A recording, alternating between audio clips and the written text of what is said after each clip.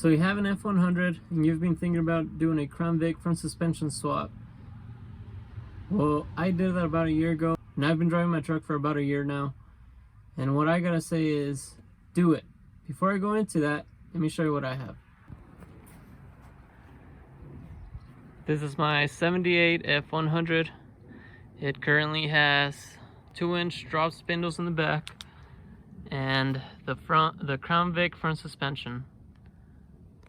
It has a 302 with an AOD 4-speed transmission, and it's pretty much bone stock, or it is bone stock except for the headers and dual 3-inch exhaust. Back to the Crown Vic front suspension. So I made a list of pros and cons. I'm gonna start with the pros. So first thing, it lowers your truck 4 inches, and that's just with stock components. So stock springs, stock shocks, control arms, everything. So with stock components, you know you're gonna get a smooth ride and get 4 inches of drop. On top of that, you open your possibilities for you can start running coilovers, you can run airbags, and you could simply get lowering springs. On top of that, it's gonna handle way better. It honestly feels like a modern car.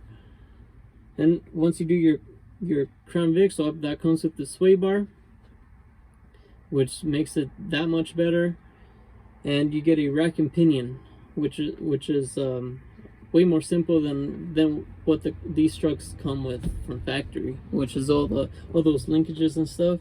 And once they wear out, there's just so many linkages that it makes it so easier for you to start getting some slack on your steering.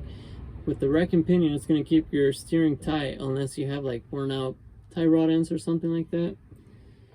But that's another thing about it, is that once you do the swap, these cars are so common that you can buy parts for these anywhere, and they're still so relevant. They stopped making them in 2011, so you can go and buy parts anywhere. And the best part is that you can still buy original parts. You can still buy Motorcraft for any of your suspension and steering components, whereas with the original F100 suspension and steering, you would have to go with aftermarket for everything. Wheel options. When you do the Crown Vic suspension swap, it changes your bolt pattern to what it's the same as a Mustang. So there's just so many more wheel options to go with in comparison to the 5x5.5 that the original truck has. There's not really that many wheel options to go with if you stick to the original.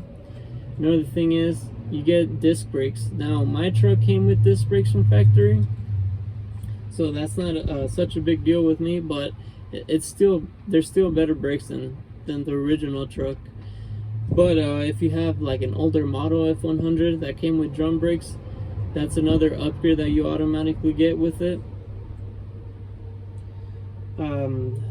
Another reason to go with the Crown Vic front suspension is that there's just so many resources and so much information out there on how to do it. And there's a lot of parts accessible to do this swap. I actually made a video on all the parts that I used, so if you're interested in that, go ahead and check that out.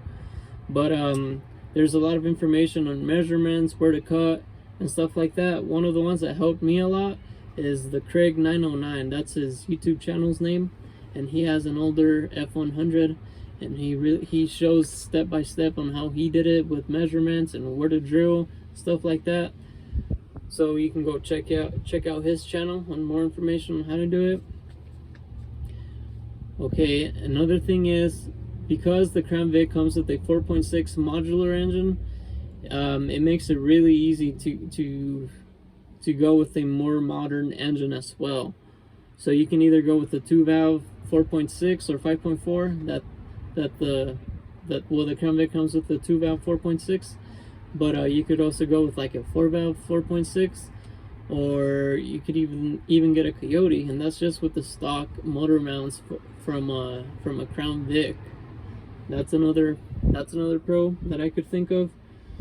Now, even if you do stick with this, with the old engine, like me with the 302, depending on what motor mounts you go with, it's gonna lower the positioning of your engine in the engine bay. Now, I went with the Outcast ones, and the engine sits a lot lower. Here's what I'm talking about with the engine sitting lower. I don't know if you're able to tell by just watching this video, but it does sit a lot lower than what it used to with the before doing the Crown Vic with the stock mounts. Here's a better look at the headers that I was talking about. I also made a video on my exhaust system, so if you're curious about that, go check that out. But here's a look. Here's what my engine bay looks like. What that's gonna do for you is, if you're like focused onto like circuit racing, pro touring, and stuff like that, that's just gonna help it with the handling a lot more. I'll add a video clip to this video where it shows where I'm driving, to show you guys what it's like driving it. Here's a drive with my point of view. It's kind of hard to see, but as you can see, there's hardly any play in the steering wheel. I would say non-existent. Feels a lot like a car. We're coming up to a turn right now. I'll show you guys.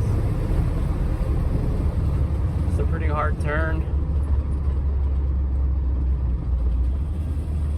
And it's just so under control.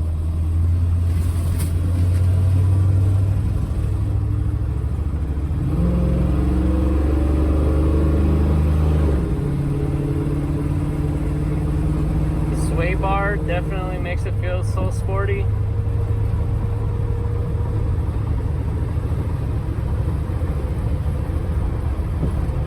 And yeah, I don't know, just don't know what else to say about it. So smooth.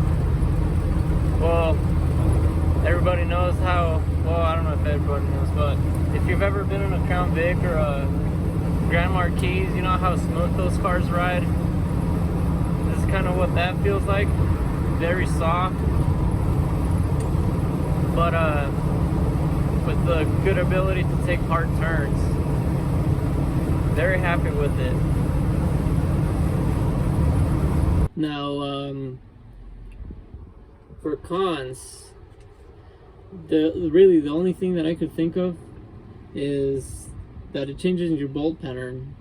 That can be a good thing, like I said before, but in the back, you still have to worry about matching your wheel bolt pattern.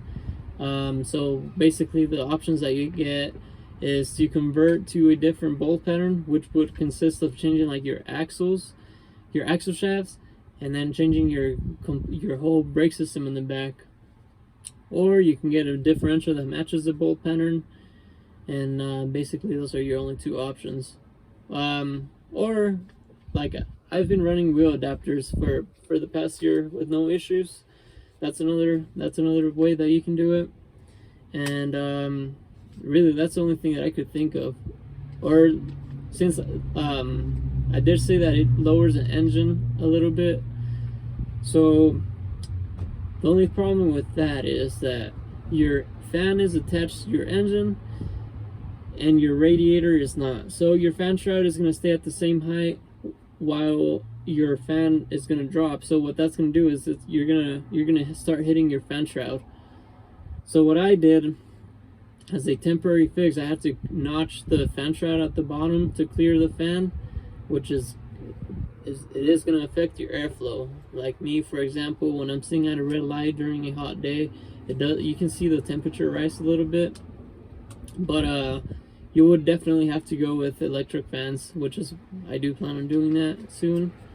But besides that, it's I really recommend doing this swap.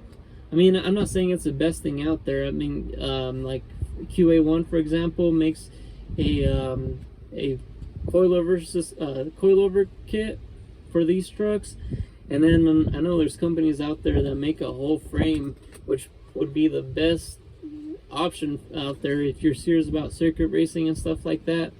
But this is definitely the most budget oriented thing to do, and the best bang for your buck, in my opinion. Other than that, that's gonna do it for this video. I really appreciate you watching. If you have any questions, you can ask me in the comments, and that's gonna be all. So I'll catch you on the next video. Thanks.